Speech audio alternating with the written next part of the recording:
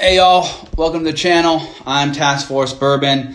Tonight we're going to be doing a blind flight fight. Those are my favorite things to do. They're fun. They're a way to test whether or not what you have been trying to represent is true to your word or not. So what we're going to be doing is taking the 9-year, the 12-year, and 15-year. And I didn't even realize up until very recently, I was walking to the store the other day, looking at bourbons, like a lot of us bourbon guys do and gals, and walk through and look for something we haven't had, or maybe a unicorn. But happy hunting. So what I noticed was as I was walking down the aisles, I saw the Knob Creek 9-year, and I realized I haven't reviewed it. I've never had it. I've had the Knob Creek 9-year single barrel or whatever reserve offering that's at 120 proof, and I was like, I've been sipping on 12 and 15 year for a while now, and I'm like, whoa, I haven't had that. I wonder. It was only like $30, so I grabbed it. I just posted a review a moment ago, and I was like, you know what? Let's see where this racks and stacks. So like I said, I got here the Knob Creek 9-year, okay?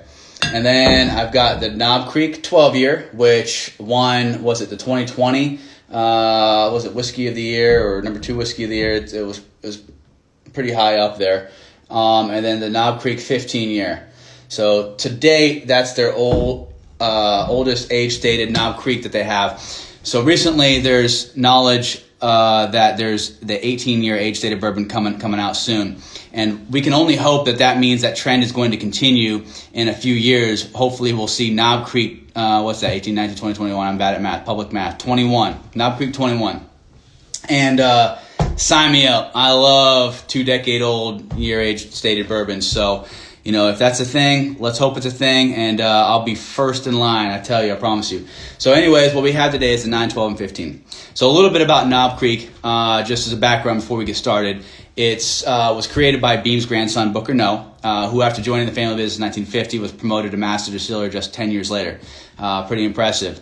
Booker talked like a true Kentuckian, was known for his contagious personality, and through his launch of the small batch bourbon collection, the collection which also includes now only 2 others, that's Basil Hayden's, which is known in the community as a sipper bourbon at 80 proof, or a session bourbon for the beer guys in the group, and Booker's, which is their premium end of their bourbon lineup, one of my personal all-time favorite bourbons, and one that's never let me down to date. It used to also include Baker's until recently they reflagged that as a single barrel offering.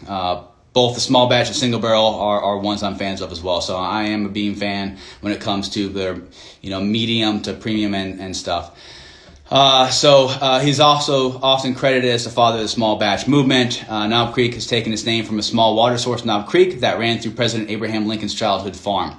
So like Abraham Lincoln himself, Booker designed Knob Creek bourbon to be, quote, honest, unwavering, and full of character. So, that's the marketing gimmick. Knob Creek has been a staple of Jim Beam's small collection since it launched in 1992. However, the flagship Knob Creek 9-year age-stated bourbon, which we see here, lost its age statement in 2016 when the distillery's stocks of their whiskey couldn't keep up with the increasing demand. It would seem that their expansion of aging capacity in the meantime has paid off, because in April 2020 we saw that age statement return, and with a new look and a new branding or labeling. So that's something we love to see. And then so that in 2020 the Jim Beam released a limited time offering of 15-year bourbon, which made Knob Creek 12 a permanent extension of the brand. So as the company puts it, quote, these barrels were primarily located in the center cut of Knob Creek rack houses, ensuring the most consistent environment for the bourbon to patiently age. Knob Creek 12-year was, like I said, awarded, that was number 2 spot in the Whiskey Advocate's top 20 whiskeys of 2020. So I am a fan of both the 12 and 15. The 9-year, like I said, I just recently reviewed it. I wasn't the biggest fan of. I thought it was kind of, just barely above middle of the road. But that's what a blind flight fight is good for. We get to find out if that's true or not. So, I don't know. These were laid out before me. I don't know what they are. You don't know what they are. I got little cards back here. I don't know if you can kind of see. I'm trying not to look at what's underneath them. But it tells me which glass has what in it. And so we'll just go ahead and begin left to right, huh? Cheers.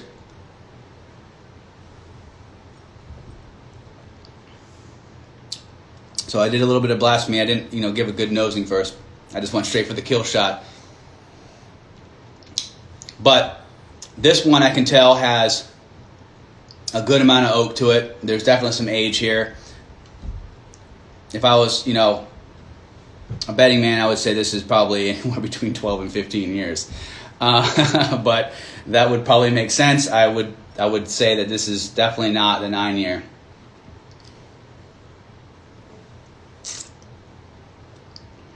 But what I get is some really rich kind of textural brown sugars, vanillas, your classic vanilla, but you get like a really rich, chewy caramel. It's really good. Again, on that mid, the oak really starts to stand out, but it's not aggressive. So I'm going to take a quick break from that.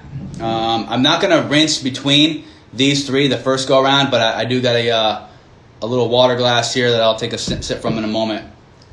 But we'll go straight into whatever's next. So, not a lot going on the nose.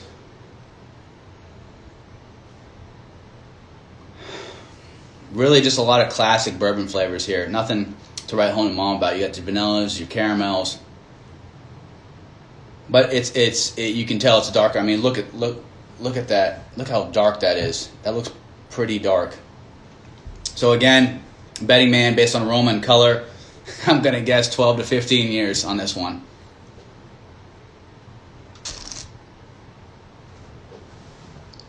This one's sweeter than that one. But, ooh, you know what? This might be a surprise here because this one has a touch of that aged oak kind of bit going on. But there's also a touch tannic on the finish.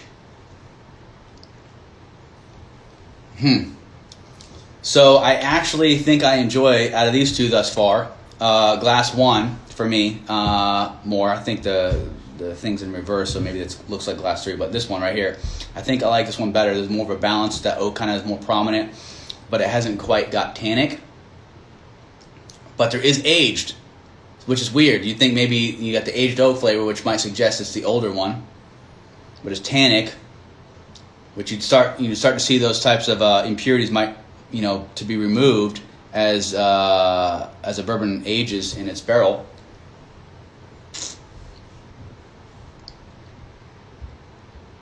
Yeah, this is probably the 15. I don't know. I hope I don't look like a jerk here in a moment whenever I reveal, but this one's got a little bit of aged bit going on. But I still think I like this one better, and I'm a fan of aged. I love barrel proof, non-chill filtered, and as old as you can get it. So that's where I am in terms of what my palate is, preferences.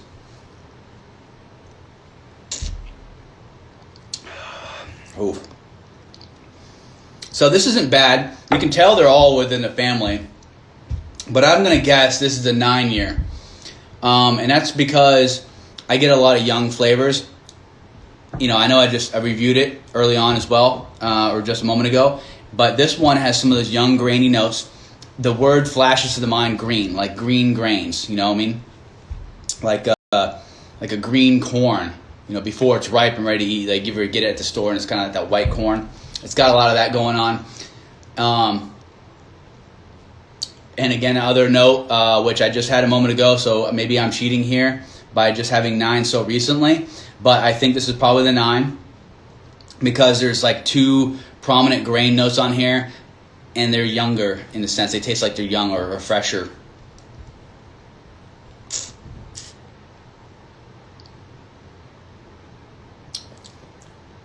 So on the mid is enjoyable on this one though, I have to admit, because you get some of those darker flavors like you're finding on these other two, which again, I'm going to go on a limb here, and just based on color, let's see, I think this is 15.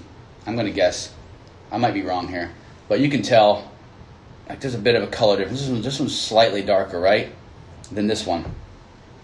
I don't know, maybe I'm wrong, but there's at least a 3-year age difference up or down. But this one's a little bit more grainy, but the mid is enjoyable. The finish is pretty balanced, actually. So if it's 9, then I guess my last tasting notes were kind of off. But let's go ahead and take a quick rinse. And I guess we'll do, I did mid first, or this one first. So I'll start this way. I'll do the second and third, then the last. Then I'll rinse again and do the third first, so I'll go in, sequential order there. And then at the end of those 3, I'll flip them over and see. And then review them once I know.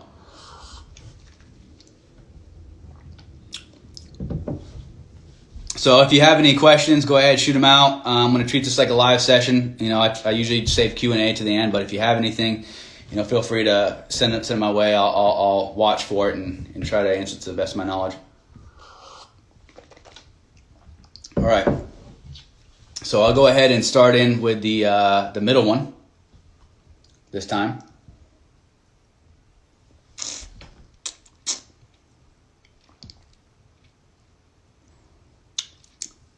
I love that oak flavor. But if you don't like the oak flavor, you're not going to like whatever's in this glass because it's there. And so, like I said, it does have the aged bit, but there's that tannic bit on the end. It's a slight, almost like you get like a metally or something, again, that sounds really horrible, but not in a bad way. It's a touch tannic. Like you got a little something in your mouth. You're like, I don't really love it. Okay, so Ginger Noonan says, are all these easy to find year-round?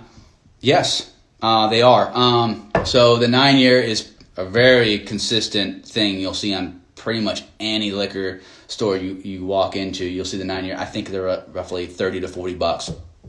The 12-year, thanks Whiskey Advocate, good, bad, or indifferent. It's now, I think it was like 60-something, and now it's like 75. And, sometimes when it was originally named where it was on their list, it actually kind of disappeared from the shelves for a couple weeks there. But the 15-year, not so much. You'll find it if you hunt, well enough in your city. I'm sure you can stumble across it. This is about $150 though, so it'll set you back a little bit. But again, on secondary market, you really won't see the 9 or the 12-year. I'm touching the glasses like you can see them. The 9 and the 12-year you won't see on the secondary because they're just not in that sphere of bourbons that are sold there. But the 15-year you'll see pop up every once in a while, and again it'll sell right at where it's supposed to, $150. So that's good news. All right, so I started there. Let's go to this one.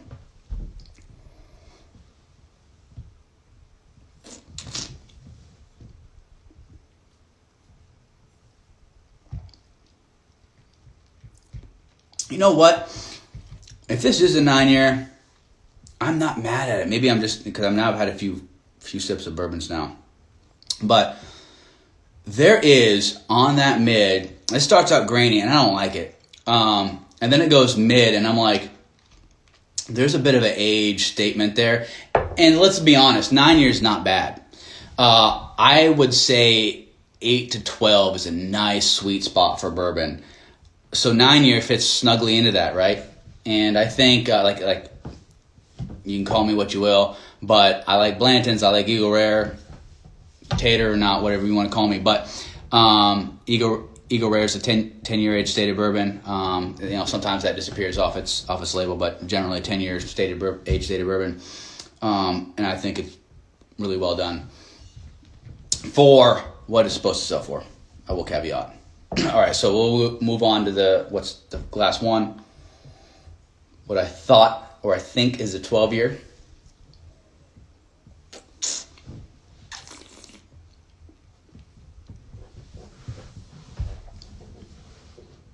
I'm getting some more of those vanillas to stand out. This tastes like you toasted creme brulee. And the whole bit. Because sometimes I say creme brulee and I mean just the top. And I talk about like this brown sugar burnt piece to it in a good way. But this also includes that the bottom of that creme brulee. And it's nice and creamy. This is full-bodied.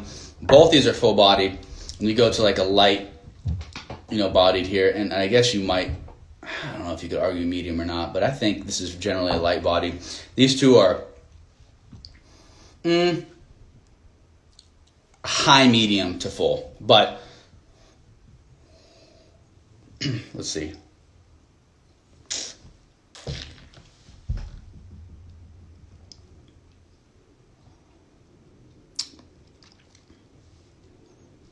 Yep, so you got more of that oak, but it's a super balanced. It's definitely more balanced than the middle. The middle's got that aged bit that I love, but it's a bit tannic. So I think I'm voting for glass one right now. I think I'm calling this one out as my favorite. So if you haven't seen this already, this one's from Woodford Reserve. It's a bourbon wheel. This has been all bent up to heck and beyond. But there's two sides to it. They're really the same thing in two different ways. I'll hold it up close to the camera for a moment. Sorry, I got a little bit of light there, glimmer on it. Try to hold it in a way you can see it. But essentially what you're looking for here is the center. That center is where you would start with a sip to and beyond. And what it says, like grain, wood, fruit and floral, spice, sweet, aromatics, is really broad scope, type flavors. And what you're looking for, especially in the next sips, 3, 4, 5, and beyond, is you're looking to try to narrow in onto what these flavors can be. So whether that's, if you look on the fruit and floral side, maybe the next step's like, okay, it's more of citrusy, or more of it's like cooked, or it's dried, or whatever. And then you're like, okay, but what? Is it orange? Is it cherry? Is it pear? Is it apple? Is it, whatever? And that's what this kind of wheel helps. It's just a general thing. It's only got however many of these are, right? There's 200 plus, flavors. I think, 220 to 2,000. I've heard, max numbers, from other bourbon enthusiasts like myself that said that you can find in a bourbon glass. But this is a good start. It helps narrow in the palate. And so I definitely find myself looking at this, quite often as, if I lose my way, especially if I have a few. But going back to this glass here, I'm going to try to use this to narrow in on some of these. So somebody said, your Druber has arrived. Awesome name. Ooh, I want some creme brulee. Me too. I'm having, I think I see this in glass one. Glass two, glass three, I kind of lose it a little bit.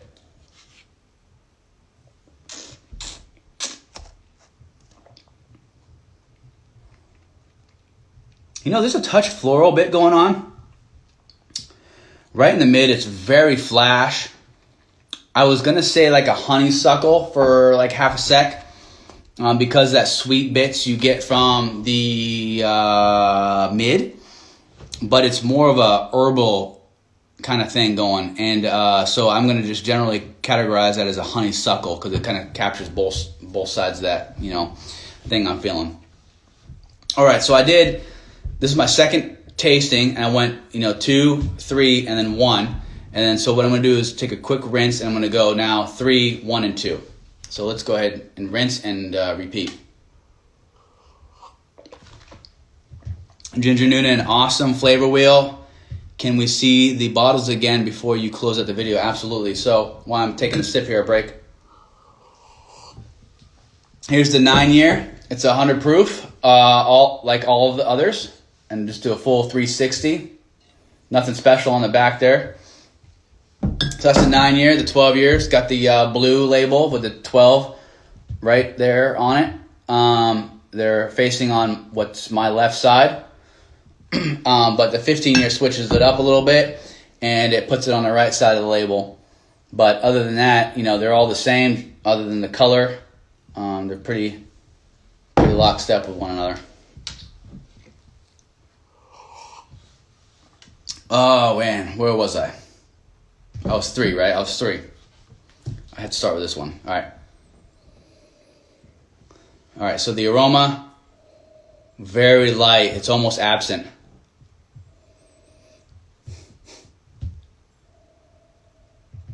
Grainy. Again, so I'm tasting this for third and final round before we flip the cards over. And, I'm not finding anything different. But, we'll do it.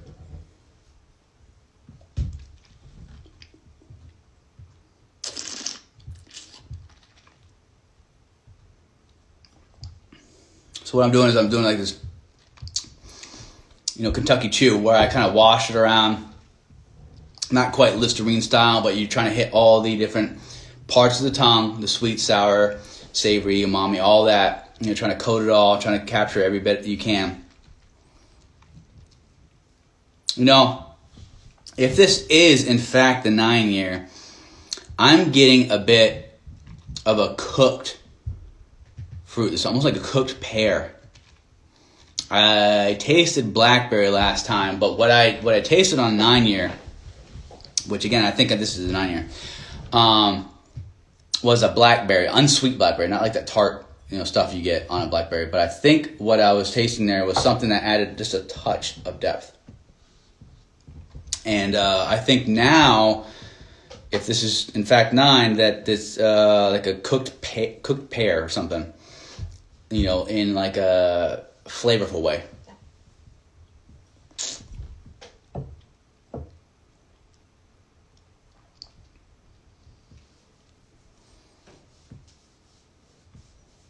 I do get a smidge of the tobacco on the mid, kind of like almost like sun-dried tobacco leaves, like it's been aged in the sun. So maybe, I'm not an expert, I'm just a super bourbon fan, but maybe that means, I know they said center cut of the Knob Creek rack houses, per the distillery, but maybe if this is 9 and the bottom of their flagship line here, or whatever, the flagship of their Knob Creek line, maybe they're, on the higher levels of the rick house, but I can only speculate. All right, next is back to glass 1.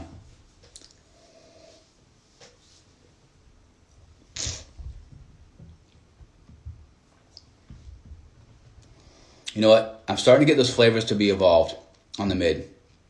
I'm getting maple syrup, butterscotch, brown sugar. I'm getting the whole sweet aromatics line up. This is really enjoyable.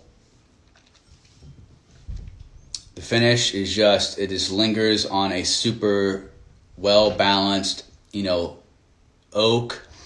And again, you got that, I think it's like a smoked maple syrup or something. This is really good. Whatever's in this one, let's go with this one. Let's go. This is glass number 1, and this is number 1 of my choice. This is glass number 2, and this is second in my lineup. Glass number 3, and this is third in my lineup.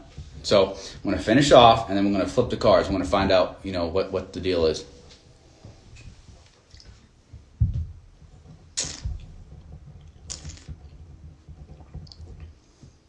Man, this is a close second, though. This is not 1 ... 2. This is 1 2 ... Glass 3. This just has that tannic bit is actually kind of going away. Maybe it's opening up, but it's definitely more oak forward. And I love oak flavor, but I don't know if this actually works in the best way for this one.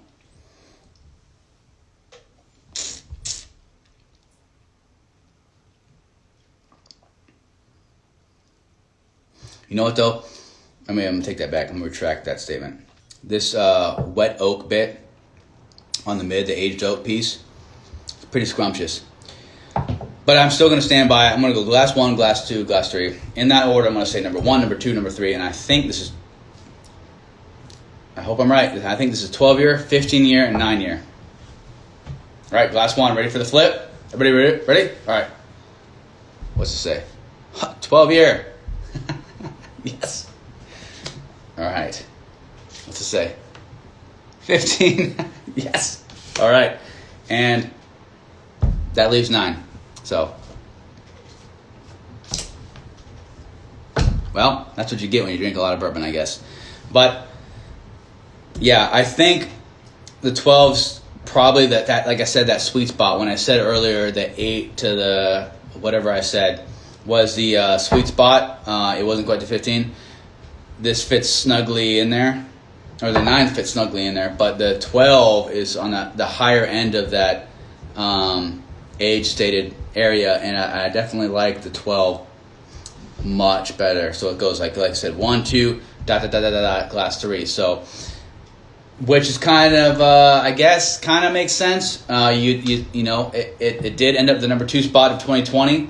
So here goes. Number one in my opinion, and so in Whiskey Advocate's opinion as well. And then number two in my opinion was the 15 year, which was a close second. It's still a very enjoyable pour. I would recommend both of these. I would say if you see them out and you got the means and you can afford the shelf space, get them both. But the 9, I'm gonna pass completely. I say these are great bourbons to drink. This one is just not. It's not bad. When I reviewed it a moment ago, I gave it a 3.0. So 2.5 out of a 5.0 rating scale would mean it's middle of the road, right? So 3.0 is just a step up from that. And that's not a bad thing. I just think that this is not something that, while you can drink it neat, 35, well, what was this? $70. For me, I'm fortunate, blessed enough. I can afford the $4 difference here. I'm gonna pull for the 12 every time. If I gotta go Knob Creek, I'm gonna pull for the 12 every time. The 15 year goes from 70 something to 150. So obviously, I thought glass 1 and then glass 2, right? So this loses anyways. But even if it were reversed. Right? What's that? 50, 60, 80 bucks? Yes, I count on my fingers. $80 is not worth that difference. So while I very much so encourage Knob Creek to continue what it's doing, and I hope that we see the 18 year be as amazing as I expect it to be, and as much as I hope that means that trend will continue into a 21 year age stated Knob Creek.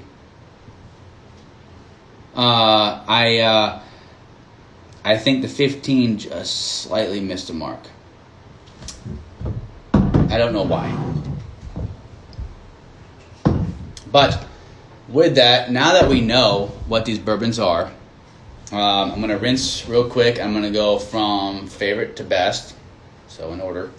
And I'll field any more Q&As that anybody might have, if anybody's still on.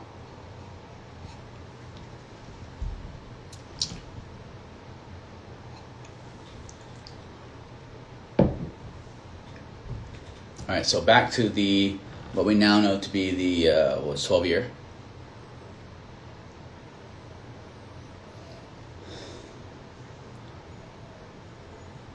There's a sweetness there.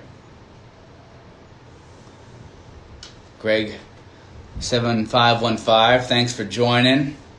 We are reviewing the Knob Creek 9, 12, and 15 year age stated bourbons in what was a blind fight. Now we know that in order, I like the 12 year, then 15, and then the 9 year. So if you get any question, send them and we'll answer them now. I mean, I'm sipping them in order of favorite. What a treat, 2 in 1 day. So yes, thank you. It's a treat for me as well, drinking more than one bourbon in a day. What's the most unique flight fight you're ever done, says Ginger Noonan. So my most unique flight fight, I really enjoyed the Booker's flight fight I did not too long ago for 2021, the 01, 02, 03, and 04. That was extremely hard. They fell, as you might expect with anyone that shares its same name, very close to one another. I barely edged out 04 against 03 batches. In so much so that I almost rated 03 above 04. All right, Greg 7515 says, what was the determining factor in your ranking them in that order? For the Bookers or for the Knob?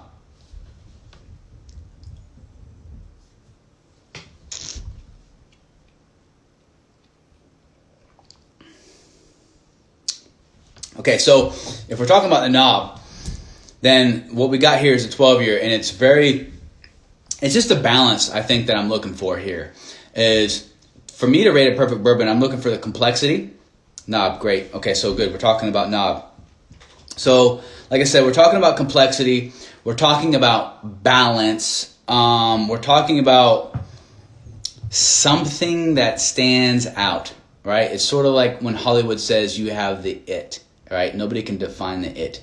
There's something about the bourbon that's just like, when you sipped it, like when I sipped Russell Reserve 13 earlier today, determining whether or not it deserved its hype at the number one spot for me and for Fred Minnick, is this first sip, I was like, that's it. And I think I'm already getting a little fuzzy. All right, I've had a little bit of bourbon now, but I think I remember, sipping on this glass one at the start of this and being like, this was it. This is the best glass of the lineup, and so it proved to be true at the end. I did 3 different levels of blind flight, and I ended up choosing the glass one. So it makes sense. So sometimes you got to trust your gut instinct. You got to trust, that first sip. So whenever I do a tasting of a bourbon, the first sip, I will zone in. I'll ask, complete silence. I want just to that first, what's my first impression? And I'm not just talking about the open, right? Because there's the open, which is the first impression on your palate. And then there's that actual first impression. And that speaks, wonders, so you got to trust it.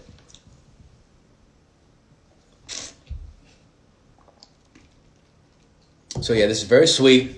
It's got a nice balance. Perfect. That 12 is that sweet spot. For Knob Creek, at least, that's that sweet spot. I'm going to rinse real quick and go to the next second glass.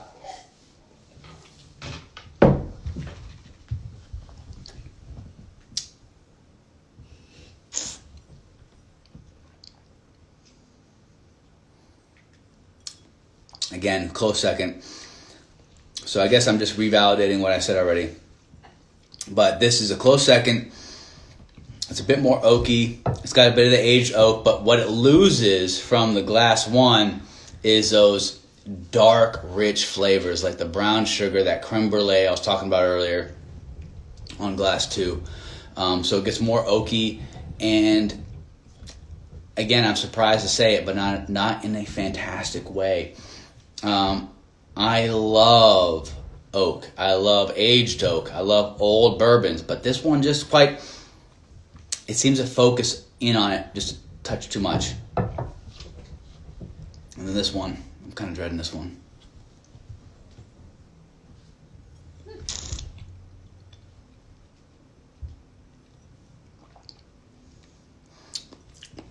This one's just a bit grainy.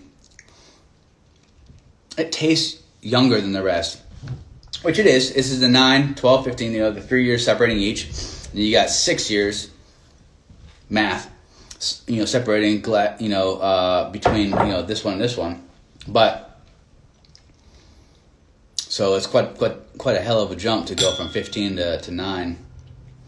But it is cool to see, right? The mash bill, same brand, same distiller, same everything. The only difference, as far as we know, is 3 years, and then 3 more, 3 years, and then 3 more years. All right, Greg, 7515 asks, does it help to clear the nasal between glasses? Yes, technically it does. That's person dependent, but you definitely could help to clear the nostrils, between the glasses.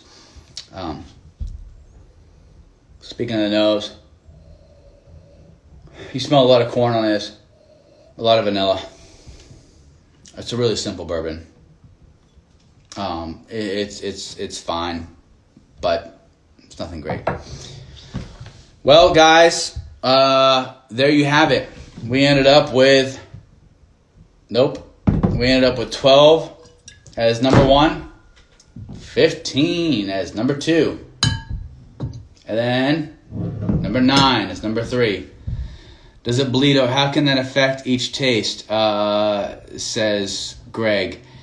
Does it bleed over? So yes, so every once in a while, I'd say about 25% of my reviews, I will talk about how the aroma affects the palate. Much like sight affects what you're eating, you know, you may have seen those studies. Much like knowing about a bourbon, right? The placebo effect in a way. Like if I were told you were drinking Pappy 23, you'd be like, oh my God, this is the best. But every once in a while, it actually does affect the palate, and you know, you just have to try some more again before you realize, you know, how much so that actually does affect your personal palate. So just keep drinking bourbon, and you'll learn, you'll identify how much that nose bleeds over the palate, and when it does, it's a great thing. But sometimes it's an interesting thing in the sense that it doesn't. You'd be like, this smells very sweet, and then it tastes not sweet at all. So it's quite the anomaly. But that's what makes bourbon tasting fun. So, you know, keep drinking bourbon and have a good time with it. But if there's no more questions, I'm going to end this video and say cheers to everybody. Cheers.